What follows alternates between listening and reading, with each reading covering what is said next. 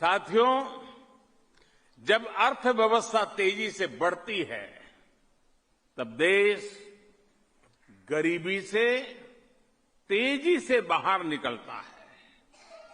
भारत में सिर्फ 5 साल में ही 13.5 करोड़ नागरिक गरीबी से ऊपर आ गए हैं।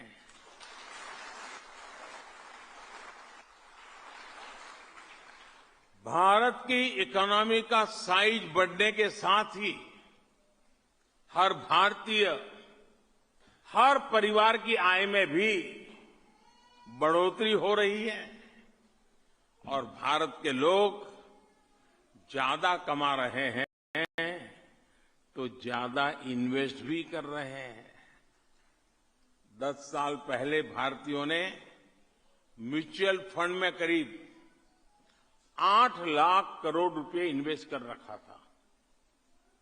आज भारतीयों ने करीब करीब 40 लाख करोड़ रुपए म्यूचुअल फंड में इन्वेस्ट कर रखा है। ये इसलिए हुआ है क्योंकि आज हर भारतीय आत्मविश्वास से भरा हुआ है और भारत भी आत्मविश्वास से लबालब है। साथियों, आज का भारत अपनी साइंस, अपनी टेक्नोलॉजी, अपने इनोवेशन के दम पर दुनिया में छा रहा है।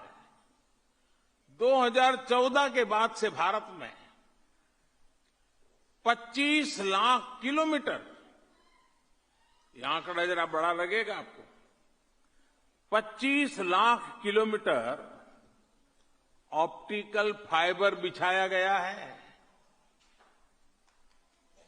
और ये 25 लाख किलोमीटर ऑप्टिकल फाइबर का मतलब होता है ये धरती और चंद्रमा के बीच जितनी दूरी है उससे भी 6 गुना ज्यादा है।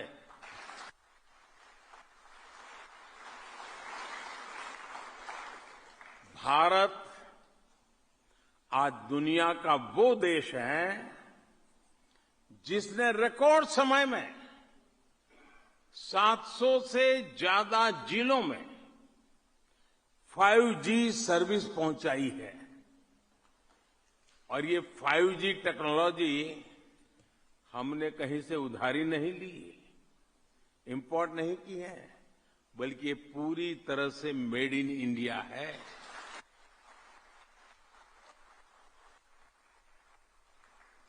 आज भारत में हर गांव, हर गली में डिजिटल ट्रांजैक्शन होने लगा है। अमृतसर से लेकर आइजॉल तक आपको 10 रुपये का भी कुछ खरीदना हो तो आप उसका डिजिटल पेमेंट बहुत आसानी से कर सकते हैं। पिछले दिनों आप में से जो हिंदुस्तान गए होंगे आपने अनुभव किया है कि नहीं किया है? यही होता है ना, जेब में रुपयों की जरूरत नहीं, बस आपका मोबाइल फोन काफी है। साथियों, आज भारत जिस स्पीड और स्केल पर काम कर रहा है वो सुनकर भी हर हिंदुस्तानी का दिल और आपका दिल भी गदगद हो जाएगा। आपको जानकर गर्व होगा कि आज दुनिया का सबसे ऊंचा रेल ब्रिज आपके भारत में है।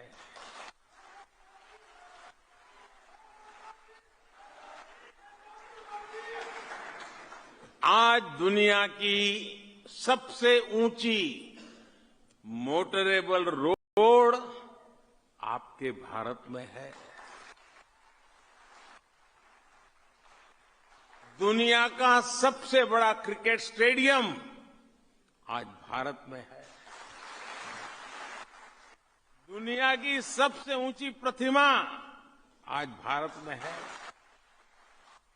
दुनिया का सबसे बड़ा सोलर विंड पार्क हमारे भारत में बन रहा है।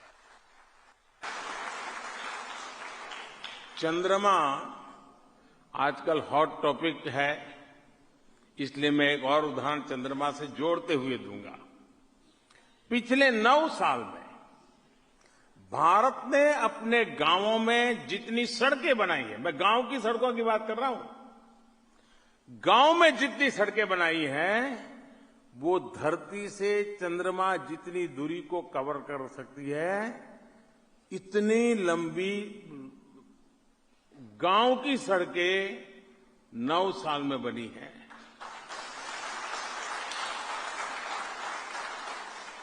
पिछले 9 साल में भारत ने जितनी रेल लाइनें बिछाई है, उनकी लंबाई 25,000 किलोमीटर से ज्यादा है।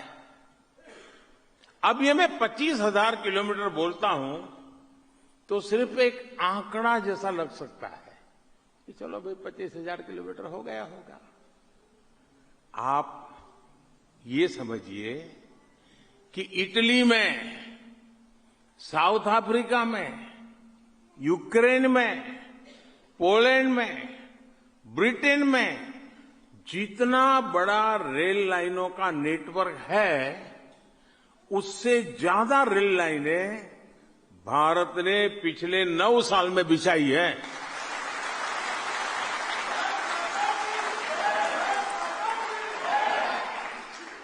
आज भारत अपने इंफ्रास्ट्रक्चर पर जितना खर्च कर रहा है, उतना पहले कभी नहीं किया गया। साथियों, आज भारत जय जवान, जय किसान, जय विज्ञान, जय अनुसंधान, इस मंत्र पर चलते हुए हर सेक्टर को मजबूत बना रहा है। यहां ग्रीस में बहुत हमारे साथी पंजाब से आए हैं और अधिकतर खेती के काम से जुड़े हुए हैं। भारत में हमने किसानों के लिए एक योजना शुरू की है, जिसमें खेती के खर्चों के लिए उनके बैंक खातों में सरकार सीधे पैसा भेजती है। पीएम किसान सम्मान निधि के तहत अब तक 2.5 लाख करोड़ रुपए से ज्यादा सीधे किसानों के बैंक अकाउंट में ट्रांसफर हुए हैं।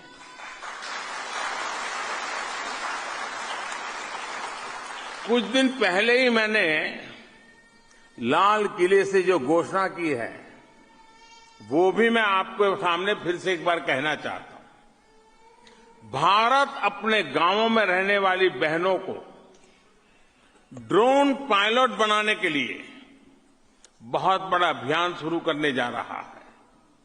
आप सोचिए, हमारी गांव की बेटियां अब ड्रोन पायलट बनकर आधुनिक खेती में मदद करेगी।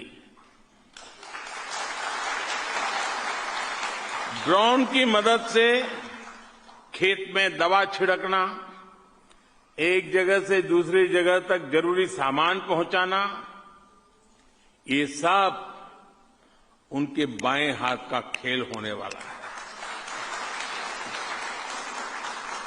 साथियों, भारत में हमने किसानों को 20 करोड़ से ज्यादा सॉइल हेल्थ कार्ड दिए हैं। अब उन्हें पता है कि खेत को कौन सी तरह की खाद चाहिए, खेत में कितनी खाद चाहिए, किस प्रकार की फसल के लिए उनका खेत, उनकी जमीन उपयोगी है।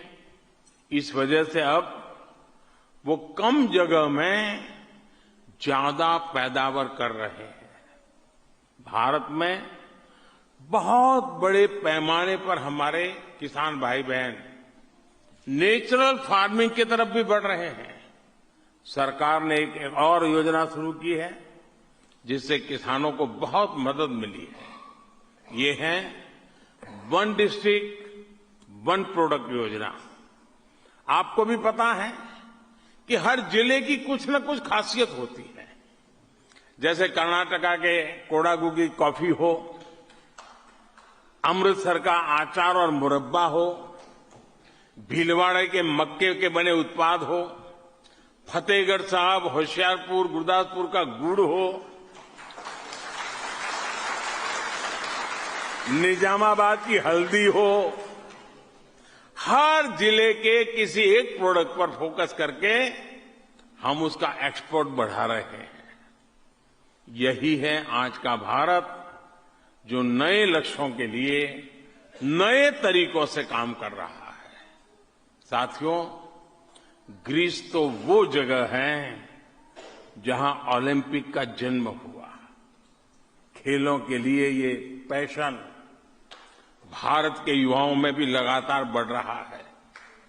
भारत के छोटे छोटे शहरों से निकलकर हमारे खिलाड़ी ओलंपिक से लेकर यूनिवर्सिटी गेम्स तक में कमाल कर रहे हैं। हमारे नीरज चोपड़ा ने जब ओलंपिक में मेडल जीता तो हर किसी को गर्व हुआ है। अभी कुछ दिन पहले ही वर्ल्ड यूनिवर्सिटी गेम्स में भी भारत के बच्चों ने शानदार प्रदर्शन किया है। इस प्रतियोगिता के इतिहास में, यानी जब से ये प्रतियोगिता शुरू हुई तब से भारत ने कुल जितने मेडल जीते थे उससे ज्यादा मेडल इस बार एक बार में जीत करके ले आए हैं।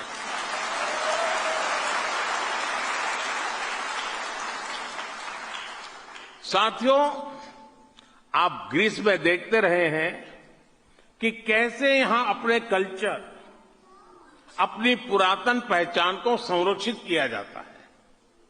आज का भारत भी अपनी विरासत को सेलिब्रेट कर रहा है और उसे विकास से भी जोड़ रहा है। दुनिया का सबसे बड़ा, ठीक से सुना ना, दुनिया का सबसे बड़ा म्यूजियम युगे युगीन भारत अब दिल्ली में बनने जा रहा है।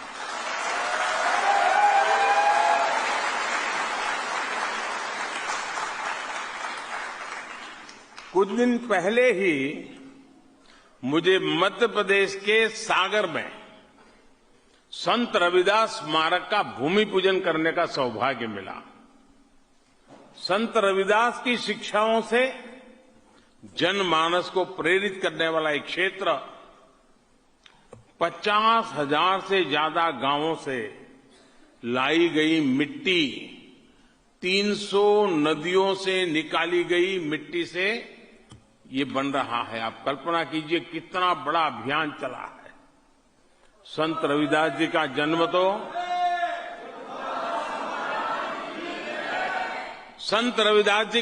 तो काशी में ही हुआ था। मुझे काशी में संत रविदास जी के जन्म स्थान पर विभिन्न सुविधाओं के विस्तार का भी सौभाग्य मिला है। बीते 9 साल में हमने अपने गुरुओं के पावन स्थलों तक बेहतर कनेक्टिविटी के लिए भी बहुत काम किया है। एक जमाना था जब बहुत दूर से दूरबीन की मदद से लोग करतारपुर साहब के दर्शन किया करते थे। हमारी सरकार ने करतारपुर साहब तक राहदारी भी आसान बना दी है।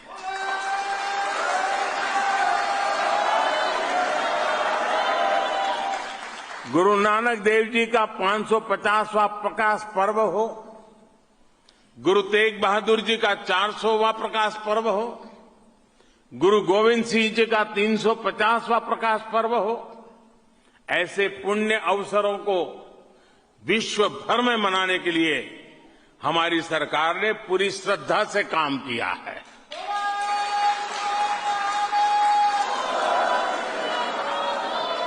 अब भारत में हर साल 26 दिसंबर को साहबजादों की याद में वीर बाल दिवस भी मनाया जाता है।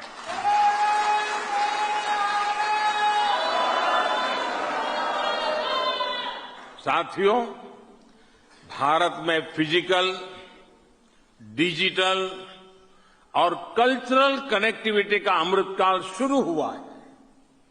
मुझे पूरा विश्वास है आज जिस हेरिटेज को देखने भारत सहित दुनिया भर के लोग ग्रीस आते हैं, उसी प्रकार ग्रीस के, यूरोप के लोग भी ज्यादा से ज्यादा भारत आएंगे।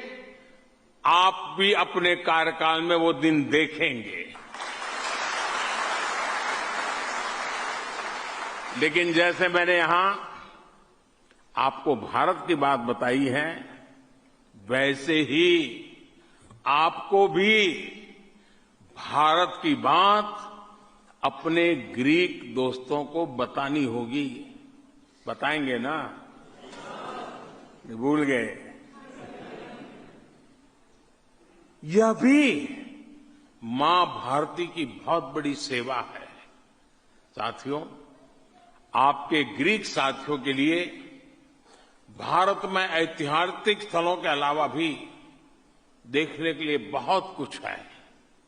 यहां के लोग तो वन्य जीव प्रेमी है, पर्यावरण की रक्षा के प्रति बहुत गंभीर है। अगर एरिया वाइज देखें तो भारत के पास दुनिया की 2.5% से भी कम जमीन है, लेकिन दुनिया की 8% से ज्यादा बायोडायवर्सिटी भारत में पाई जाती है। दुनिया की करीब करीब 75% टाइगर पॉपुलेशन भारत में ही है। दुनिया में सबसे ज्यादा टाइगर्स भारत में पाए जाते हैं। दुनिया में सबसे ज्यादा एशियाटिक एलिफेंट भारत में पाए जाते हैं। दुनिया में सबसे ज्यादा एक सींग वाले राइनो भारत में पाए जाते हैं। दुनिया में भारत इकलौता देश है जहां पर एशियाटिक लायंस पाए जाते हैं। आज भारत में 100 से ज्यादा कम्युनिटी रिजर्व्स हैं। आज भारत में 400 से ज्यादा नेशनल पार्क और सेंचुरीज हैं। मेरे परिवारजनों, आज का भारत भारत मां की किसी भी संतान का साथ कभी भी नहीं छोड़ता। दुनिया में कहीं पर हो, भारत मुश्किल के समय में कभी भी उसको अकेला नहीं छोड़ता है, उसका साथ नहीं छोड़ता। और इसलिए तो मैं कहता हूं कि आप मेरे परिवारजन हैं। आपने देखा है, जब यूक्रेन का युद्ध हुआ तो हम अपने हजारों बच्चों को सुरक्षित निकाल करके ले आए। जब अफगानिस्तान में हिंसा शुरू हुई तो भारत ने अपने नागरिकों को वहां से सुरक्षित बाहर निकाला। और इसमें बहुत बड़ी संख्या में हमारे सिख भाई बहन भी थे। इतना ही नहीं, हम अफगानिस्तान से गुरु ग्रंथ साहब के स्वरूप भी पूरी अदब के साथ भारत ले आए।